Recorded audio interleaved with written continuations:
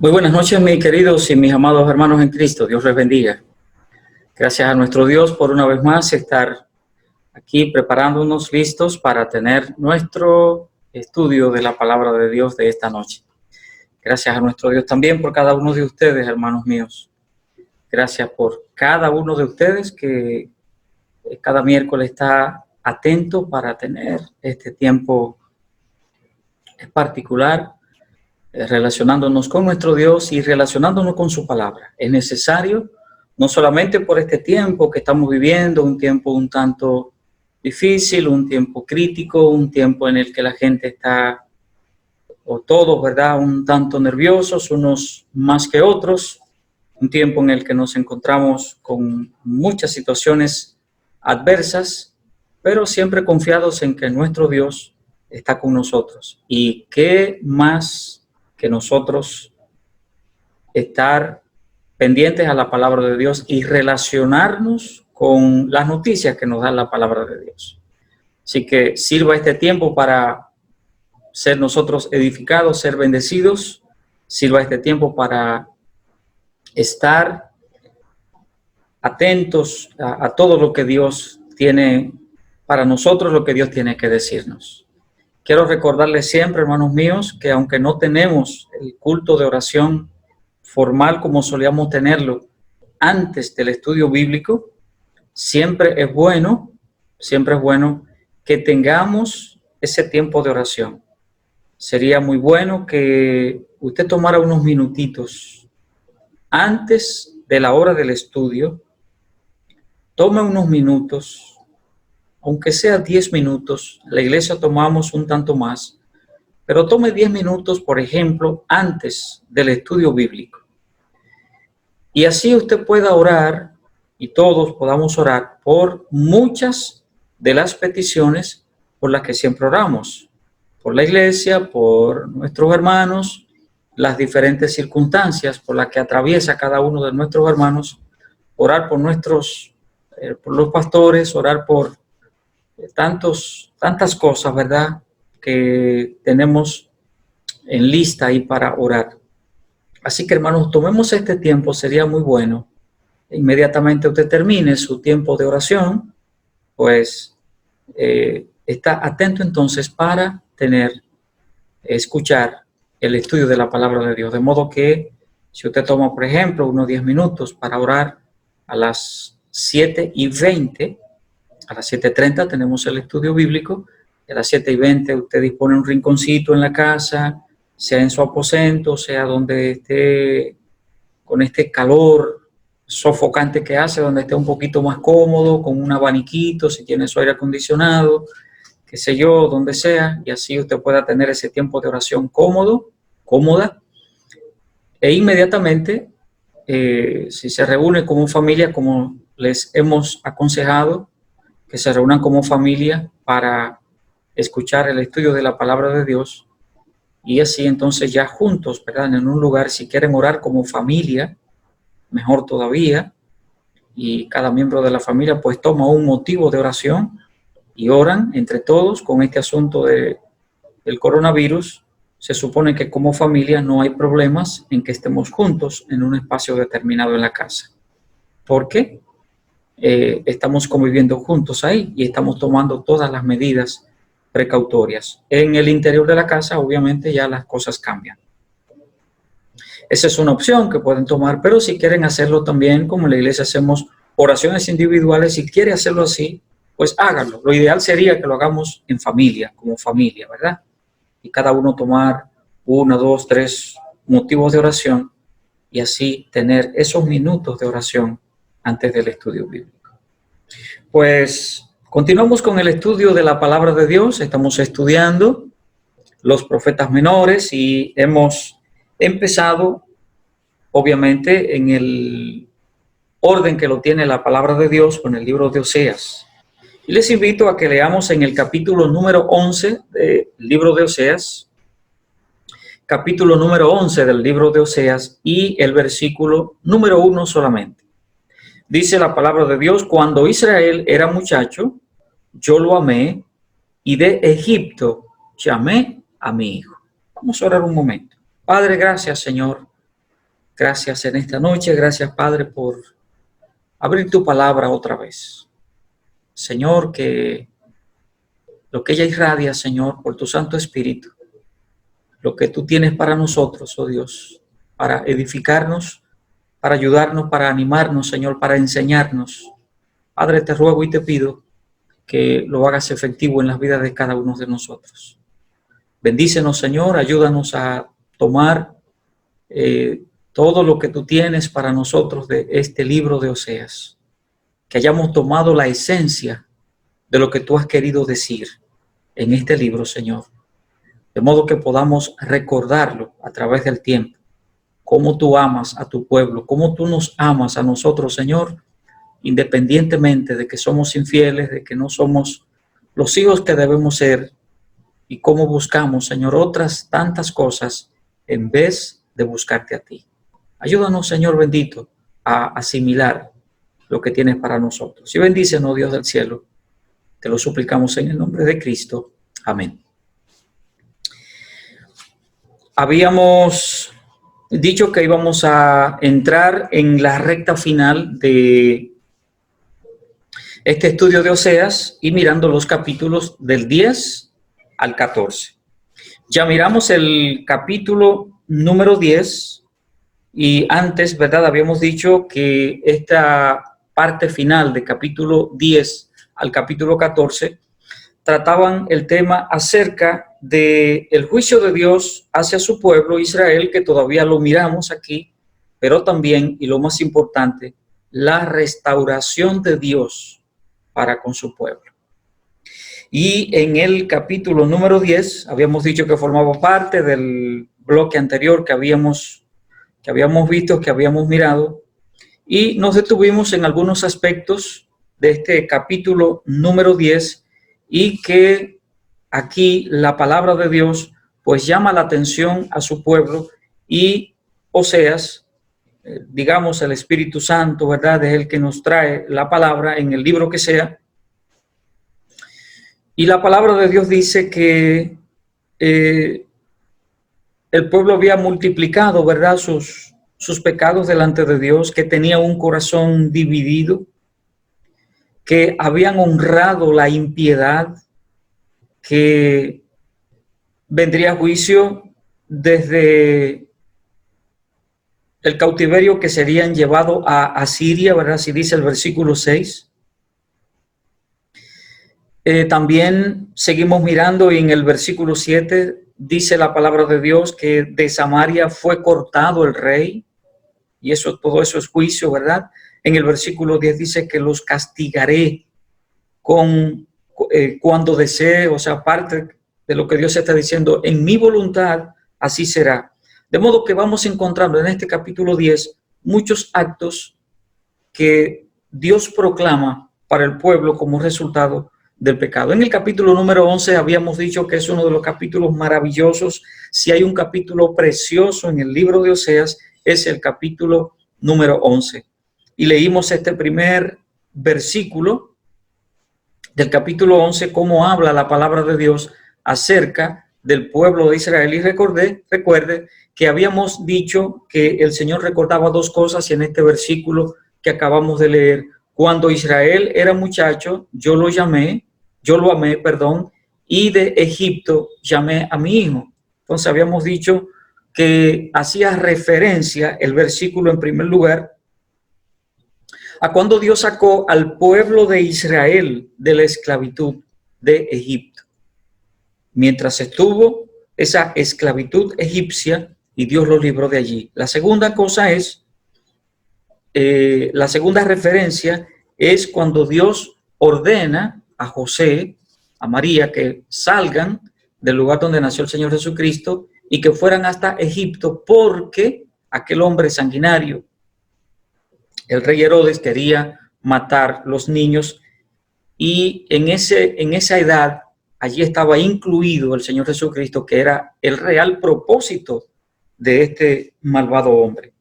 Así llegamos al capítulo número 12 y en el capítulo 12 dijimos que aquí encontrábamos una reprensión a Israel por su falsedad.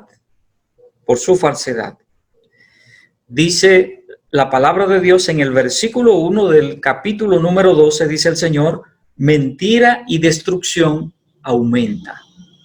Mentira y destrucción aumenta.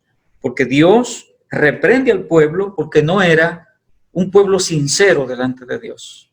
Había falsedad, y habíamos ya mirado esta parte en un estudio anterior, y donde estábamos mirando que el pueblo de Dios no estaba siendo honesto con él, y miramos la cita bíblica, ¿verdad?, de que tenía un corazón dividido, quería servirle a Dios, pero también servirle a los ídolos. Y Dios no entra en esa, como nosotros solemos decir. No podemos servirle a Dios y también servirle a los ídolos. Eso no es compatible, eso no entra en esa compatibilidad que debe existir entre la relación que nosotros tenemos con nuestro Dios. Eso no es compatible. O tú eres idólatra o eres un cristiano. Tú amas a Dios o amas los ídolos. Tú vas tras los ídolos o vas tras el Señor. Y Dios dejó eso de una manera muy clara y muy establecida en el Antiguo Testamento, de una manera muy clara, y obviamente en el Nuevo Testamento, pues es también la palabra de Dios y queda la enseñanza también clarísima. Llegamos al capítulo número 13 y el capítulo 14, los dos últimos capítulos de este libro de Oseas. Y en el capítulo 13 vamos a ver juicio inevitable de Dios. El juicio inevitable de Dios con su pueblo. Recuerden que estamos mirando en este tramo de capítulo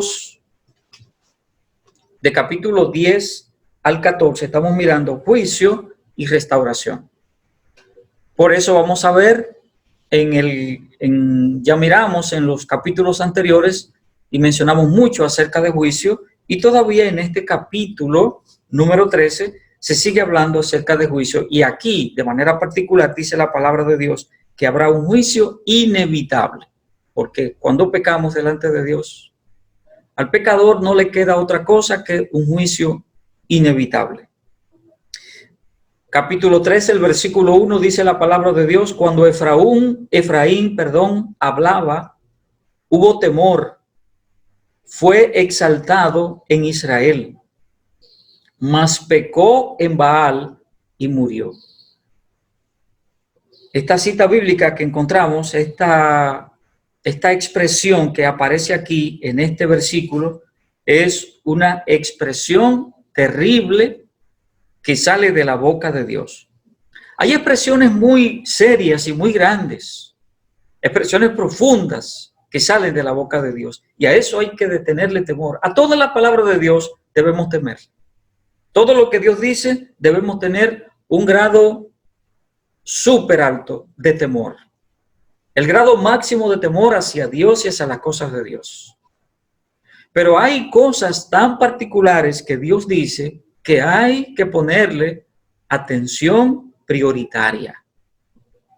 Y cuando Dios dice aquí, la palabra de Dios menciona que pecó en Baal y murió, esta es una expresión terrible.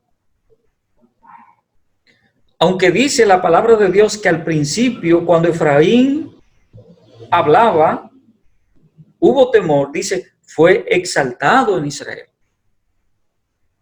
Fue exaltado. Pero aunque dice la palabra de Dios que fue exaltado, la otra parte como que entonces le da un golpe a esta primera expresión tan hermosa que encontramos también. Es decir, cuando dejó a Dios por un Dios falso, Baal murió. Y ese murió es el hecho de todo lo que aconteció con el pueblo de Israel. Recuerda que vino la cautividad que, digamos, todavía hoy el pueblo de Israel sufre las consecuencias. Y eso es claro, eso es así. Todavía hoy se sufre la consecuencia. De tal manera que, digamos que en cierta forma todavía como que el pueblo no termina de levantarse al día de hoy. mes de junio de 2020, todavía. Y tiene tantas luchas y tantas situaciones, tantos problemas. Es decir, tantas cosas le vino al pueblo por esto. Tanto las personas como el país fueron destruidas.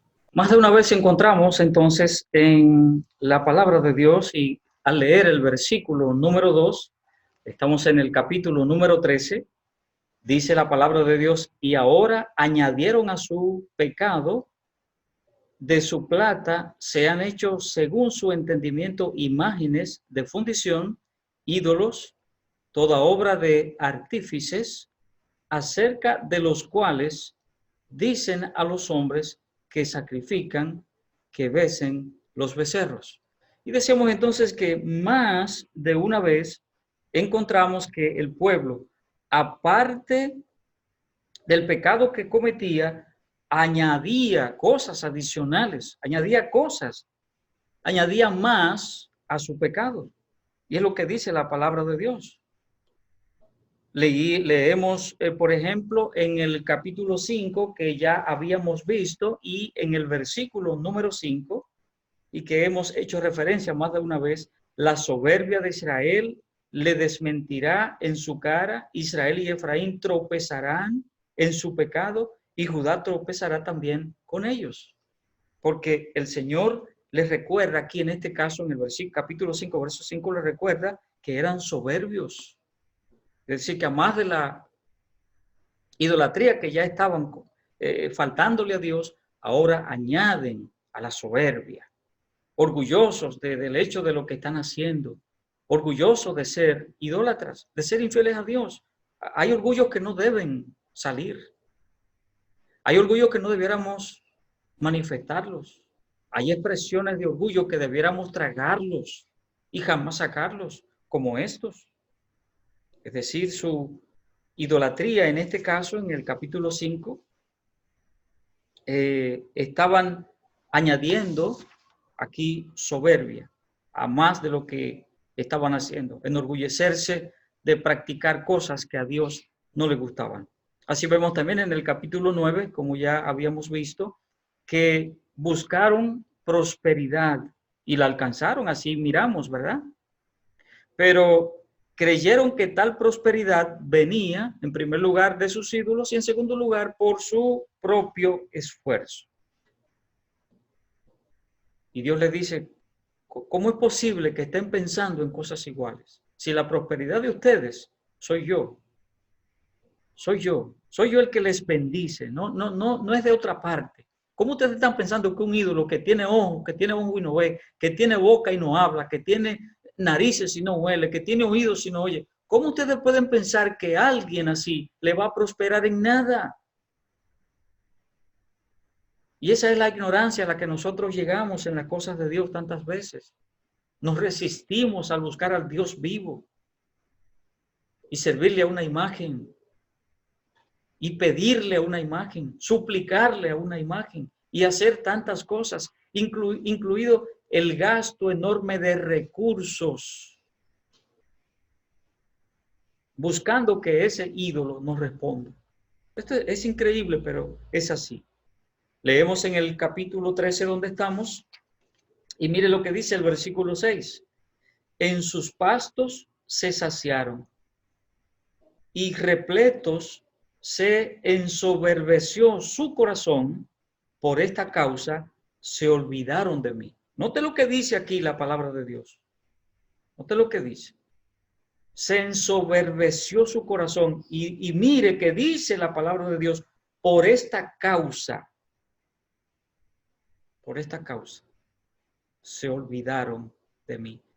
La idolatría, y más adelante miraremos algunas cosas, cuando usted y yo no le prestamos la debida atención a las cosas de Dios, nos olvidamos de Dios. Y la idolatría es una de esas cosas que nos hace olvidarnos de Dios, por una razón simple: porque desviamos la atención, desviamos la mirada, nos desenfocamos del Dios vivo y soberano, nos desenfocamos del Dios maravilloso, del Dios verdadero y del Dios real, para ir en búsqueda de algo inexistente, algo sin esencia, algo que simplemente es una imagen determinada, pero así es como somos nosotros. Leamos el versículo número 9, estamos en el capítulo número 13, y dice la palabra de Dios: te perdiste, oh Israel, mas en mí está tu ayuda. Otra expresión que encontramos también muy dura y muy difícil de nosotros entenderla. Una expresión muy lastimosa: te perdiste. Wow, son expresiones tan duras y tan difíciles como de asimilar. Y le decía hace un momentito que hay expresiones que salen de la boca de Dios, que son unas expresiones que uno nunca quisiera que Dios la dijese de uno, o que uno se viera retratado en ellas, porque sería algo lamentable, pero así encontramos. Y aquí el versículo 9 del capítulo 13 está haciendo alusión a las prácticas del pueblo de Israel en las que perdió su relación con Dios, en otras palabras. Es hablando de la relación con Dios. Porque estar sin Dios es estar perdidos, mis queridos hermanos, mis queridos amigos. Estar sin Dios es estar perdidos. Recordemos que el apóstol Pablo, recuerda a nosotros, y cuando el apóstol Pablo habla a los creyentes, y en el libro de Efesios, el capítulo número 2, dice el apóstol Pablo que cuando estábamos nosotros, cuando no éramos creyentes, cuando nuestro corazón andaba desbandado y nosotros estábamos en el mundo, estábamos sin Cristo, estábamos sin Dios y estábamos sin esperanza. ¿Y qué implica eso? En una sola palabra: estábamos perdidos. Simplemente estábamos perdidos. El versículo 9 también termina, o sea, no es todo mal, ¿verdad? Como decíamos, siempre encontramos esa dualidad en lo que la palabra de Dios nos va diciendo, y abre una puerta de esperanza. Y le dice al final del versículo: mas en mí está tu ayuda. Y es para Dios también hacerle recordar al pueblo: no es en los ídolos que está tu ayuda, o la prosperidad que necesitas y que obtuviste en un momento determinado, y la que pudieras obtener es en mí, porque yo soy tu esperanza. Dios es nuestra esperanza. Versículos 10 y 11 de capítulo 13 dice también la palabra de Dios: ¿dónde está tu rey para que te guarde con todas tus ciudades? Y tus jueces, de los cuales dijiste: dame rey y príncipe. Te di rey en mi furor y te lo quité en mi ira. Y estos versículos les recuerdan al pueblo de Israel que ellos habían pedido rey. En el caso, ¿verdad?, como hicieron con Saúl, pidieron rey. Y creyendo que teniendo rey como las otras naciones, como ellos pidieron y como ellos dijeron, pensaría que les iba a ir mucho mejor, que vivirían mucho más seguro. Sin embargo, no fue así. Pero también le menciona aquí el hecho de los jueces, y por eso le pregunta, ¿y dónde estaban? ¿Dónde estaban? Esto es para recordarles que en Él es que está la ayuda, como leíamos en el versículo 9. ¿Dónde estaban? Dice el versículo 11 que acabamos de leer. El versículo 10. ¿Dónde está tu rey? Para que te guarde con todas tus ciudades, y tus jueces, de los cuales dijiste: dame rey y príncipe. Es como si yo le esté diciendo: ¿y dónde están? ¿Dónde está el rey que pediste? ¿Dónde están los jueces que te gobernaron? ¿Te salvaron? No, tu ayuda soy yo. Y Dios quería que el pueblo de Israel entendiera perfectamente eso, que no era un asunto de un rey, no era un gobernador civil, sino el gobernador divino. La teocracia que el pueblo necesitaba, la derrumbó, no la quiso. Se la negó a Dios. Le dijo: no queremos esto. Y se negó a sí mismo a recibir esta bendición de parte de Dios. Y así nos viene a la memoria las palabras del salmista Asaf en el Salmo 73, en el versículo 25, que dice: ¿a quién tengo yo en los cielos sino a ti? Y fuera de ti nada deseo en la tierra. Oh, si el pueblo de Israel hubiera pensado en esto y hubiera dicho a Dios esas palabras a tiempo: ¿a quién tengo yo en los cielos sino a ti? Y aquí en esta tierra en la que yo estoy, allí en el cielo, que tú eres el que gobiernas las cosas, tú eres que estás ahí, y desde allá tú eres el que gobierna todo, y estás aquí aunque no te vemos. Pero aquí en la tierra donde yo estoy, donde te ha puesto, donde tú has puesto mi morada, aquí, fuera de ti, yo no deseo nada. Qué expresión tan hermosa, dijo este hombre Asaf. Y es como si Dios le dijera al pueblo: yo soy tu ayuda, ¿por qué tú no piensas igual? Y qué bueno, hermano, que pudiéramos tener en nuestros corazones y en nuestras mentes esta verdad tan grande, esta verdad tan solemne de parte de Dios, y que usted y yo pudiéramos decir: Señor, fuera de ti, yo no quiero nada. Yo no quiero nada que no venga de ti. Me esfuerzo para trabajar desde la mañana hasta la noche si es necesario. Me esfuerzo para hacer todo lo que tú me dices que haga, porque tú me dices que no sea holgazán, que no sea haragán, que ame el trabajo. Tú me lo dices.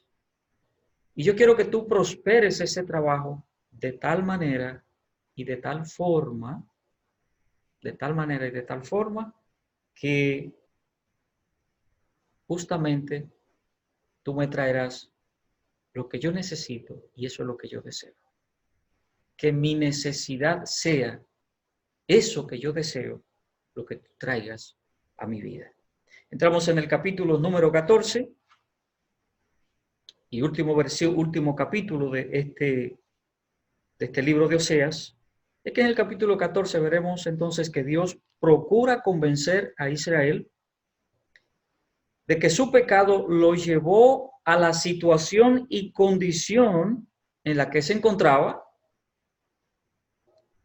y además que su restauración estaba en Dios. Esta parte es buena, hermanos y mis queridos amigos, porque es bueno que nosotros entendamos esta realidad.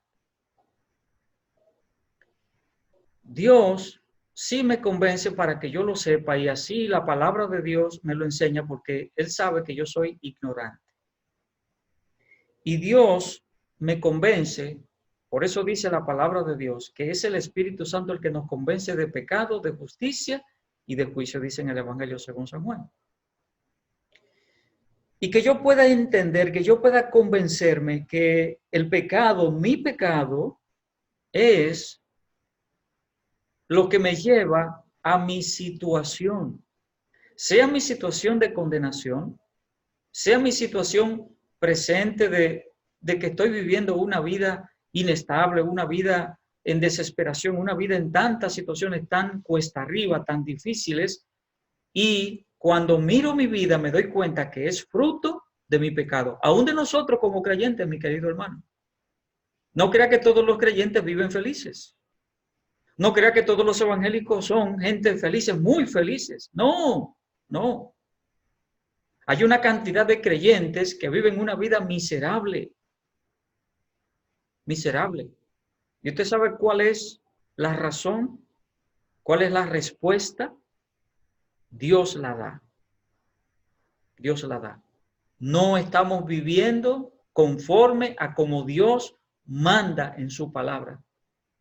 Porque Dios no puede equivocarse, Dios no puede mentir. Dios me dice que cuando hay un problema en mi vida, yo tengo que buscarlo a Él inmediatamente. Pero tenemos tantas situaciones que no queremos resolver. No queremos resolverlas. Buscamos ayuda, y a veces una ayudita. Y a quien Dios pone en nuestro camino para que nos ayude, entonces no le creemos, no le hacemos caso, no le obedecemos, por la razón que sea. Y es porque queremos quedarnos con ese yo inquebrantable, y a veces con ese orgullo que está más allá del sol. No puede ser posible. Y debemos convencernos de esta verdad, y era lo que Dios estaba tratando de hacer con su pueblo. El versículo 1 del capítulo 14 dice la palabra de Dios: vuelve, oh Israel, a Jehová tu Dios, porque por tu pecado has caído.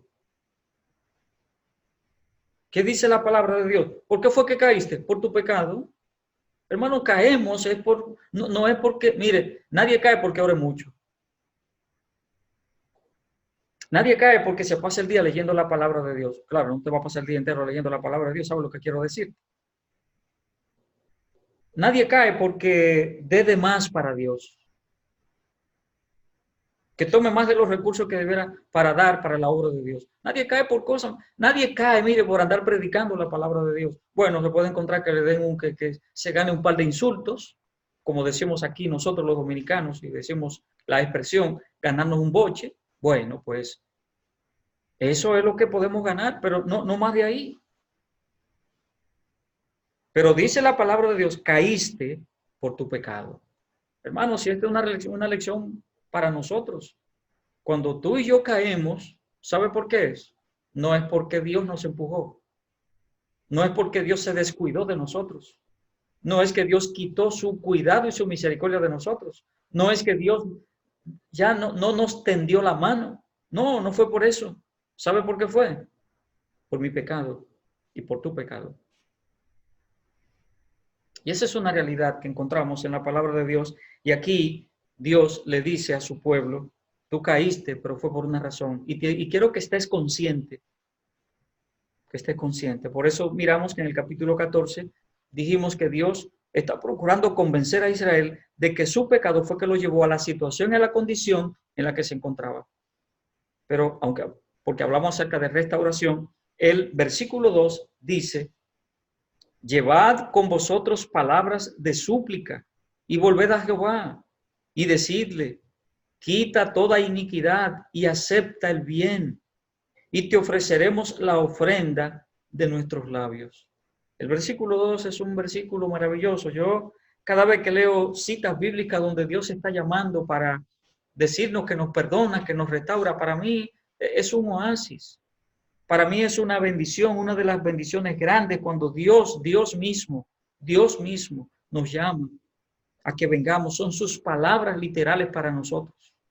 Está abriendo su corazón para nosotros.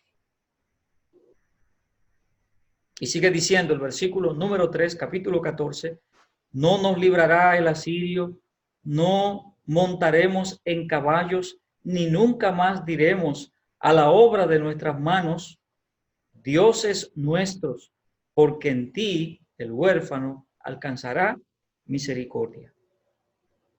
Es decir, Dios le dice: mira, haz esto, lo que tienes que hacer es esto. Empieza a hablar y a hacer de esta y de esta y de esta manera. Empieza a ser así. Empieza a actuar de esa manera.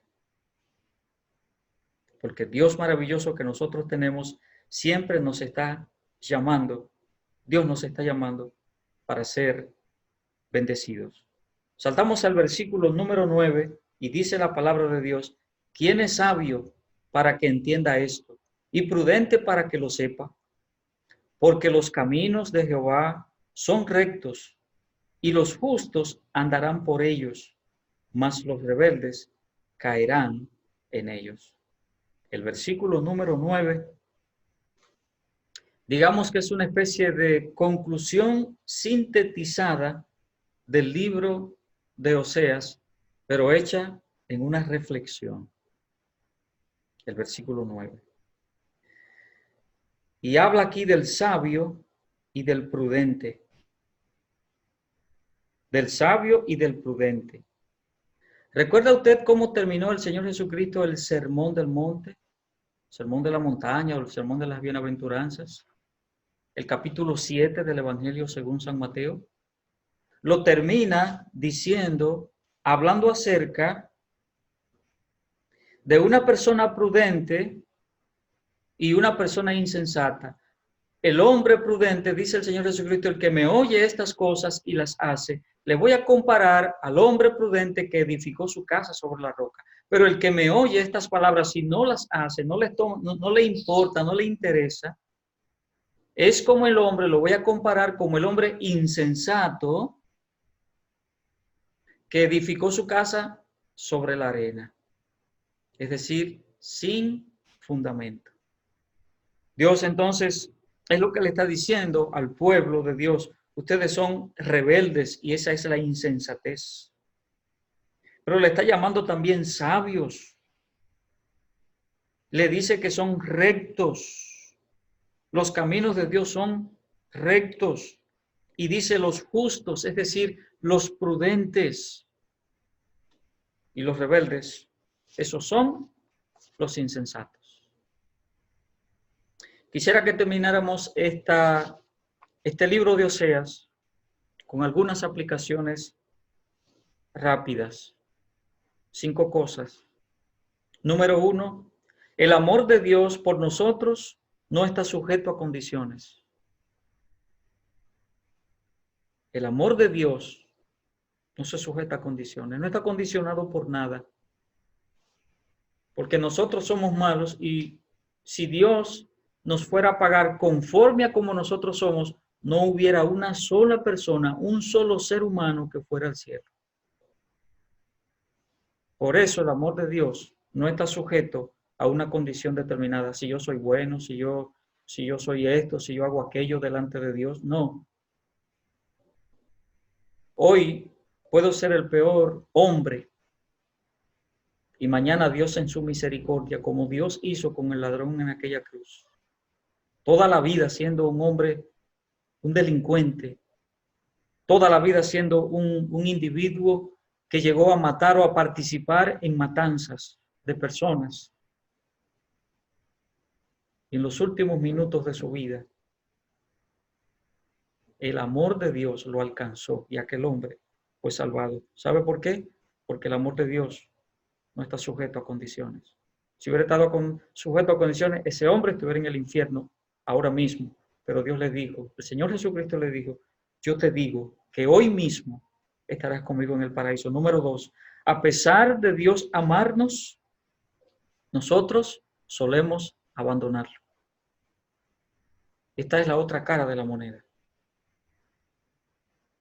Aunque Dios nos ama, nosotros somos rebeldes y no entendemos el amor de Dios. Mire, mi hermano, usted y yo no entendemos el amor de Dios. En serio. Deberíamos vivir rendidos 24/7 por los 12 meses del año y por todos los años de vida que Dios nos dé. Por su amor increíble, incomparable, su amor maravilloso. Número 3, la cura de la ingratitud a Dios es vivir cerca de Él. El pueblo de Dios no fue agradecido. Y eso se mostró porque abandonó a Dios. Si usted y yo somos ingratos en un momento determinado, lo que Dios me dice es: ven cerca de mí para que aprendas cómo tú tienes que ser. Número 4, aunque hayamos pecado, si presentamos a Dios un corazón quebrantado, alcanzamos el perdón y la benevolencia de Jehová. Ciertamente, aunque yo haya pecado y voy humilde delante de Dios, Dios me perdona. Todas esas cosas que estamos mirando fueron reales en la vida del pueblo de Israel. Y número 5, el único que nos mantiene en el camino es no descuidar la ley de Dios.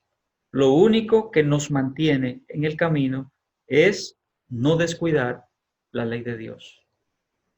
El pueblo de Israel se olvidó de Dios, olvidó la ley de Dios, no le puso asunto, no le hizo caso a la ley de Dios. ¿Y qué ocurrió? Se descarrió de tal manera que se olvidó de Dios. Lo único, mi hermano, que nos mantiene a nosotros en el camino es no olvidar la ley de Dios. Por eso, hermanos, es que debemos cada día, tener nuestra mente y nuestro corazón inmerso en la palabra de Dios. Que no pase un día sin que tú leas la palabra de Dios y que Dios te diga algo. Porque ciertamente así es. Si me olvido de la ley de Dios, es muy difícil mantenerme en el camino. El gran pecado de Israel fue la idolatría. La idolatría. Y no tenemos el tiempo para leer todas estas citas bíblicas, pero te las voy a dar para que, si puedes hacerlo, lo hagas, las leas. Porque el gran problema del pueblo de Israel fue la idolatría. Y es un problema al día de hoy. Y te doy estas citas bíblicas. Éxodo 20, 3 al 5. Levítico 26, 1. Deuteronomio 5, 8 y 9 y 27, 15. Salmo 115, 4 al 8. Habacuc 2, 18 al 20. Y primera a los Corintios 10, 14. Entre otras tantísimas citas bíblicas en las que Dios nos habla de que debemos huir de la idolatría, como dice Pablo en esta cita que acabamos de dar. Huye de la idolatría. Quizás hay una idolatría ahora moderna que tú y yo ni siquiera nos damos cuenta. Hemos cambiado tantas cosas de Dios por estar inmerso en redes sociales. Hay gente que tiene Facebook, que tiene Instagram, que tiene Twitter, que tiene de todo. Y vive inmerso en eso. Y aún está en la casa, junto con su familia y su relación, a quien vive manoseando y tocando, es un bendito celular. Quería decir otra palabra, pero por respeto no la digo. Maridos que manosean más, que tocan más a su celular, obviamente, que a sus esposas y viceversa. Hay esposas que gritan y dicen, si tú me tocaras un 1% de lo que tú tocas, tu celular, si tú me tuvieras encima, en un 1% de cómo tú tienes encima ese celular que tú no lo dejas, seríamos un matrimonio maravilloso. Pero así resulta con los hijos, así resulta en la iglesia, así resulta en el trabajo, así resulta en todas partes. Hay gente que usted lo ve que va en la calle texteando. Es una cosa increíble. En la calle uno no se alegraría, ¿verdad?, que encontrara un hoyo y se fuera por ahí, que le dé el lodo hasta la cintura y que haya que sacarlo. Por lo menos tenga que devolver a la casa, a bañarse y a lavar la ropa. Pero hay gente así. Y esa es una nueva forma de idolatría que tenemos hoy. Y gastamos tiempo, energía, gastamos recursos en tantas de estas cosas. Mis queridos hermanos, el Dios soberano al que tú y yo le servimos quiere que cada día estemos delante de Él, amándole, sirviéndole, buscándole, haciendo lo que Él quiere que hagamos. Seamos fieles a Dios. Recuerde que el problema del pueblo de Israel fue la infidelidad a Dios a través de la idolatría. Nuestra infidelidad a Dios puede traducirse en otras cosas, en muchas cosas.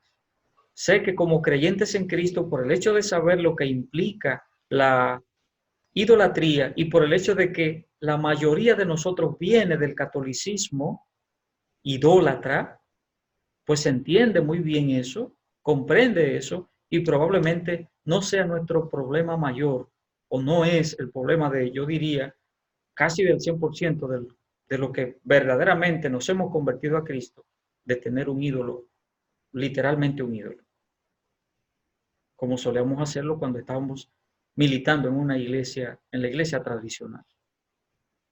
Hoy en día es de otra manera. Hermano, acércate a Dios. Mi hermana, acérquese a Dios. Y luchemos con todas estas cosas. Note que la palabra de Dios lo que va diciendo es que el pueblo en un momento dejó a Dios. Ese es el punto crítico, ¿eh? En el caso que nos ocupa, por idolatría. Pero el pueblo dejó a Dios y sufrió las consecuencias. Las sufrió.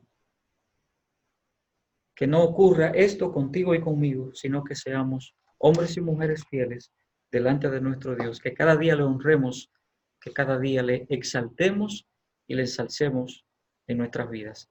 Así es como la vida cristiana deberíamos vivir. Dios te bendiga ricamente, hermano. Dios te guíe. Dios te dé mucha sabiduría, mucha inteligencia espiritual para caminar en este mundo tan difícil, siendo fiel delante de nuestro Dios. El Señor te guarde y te bendiga.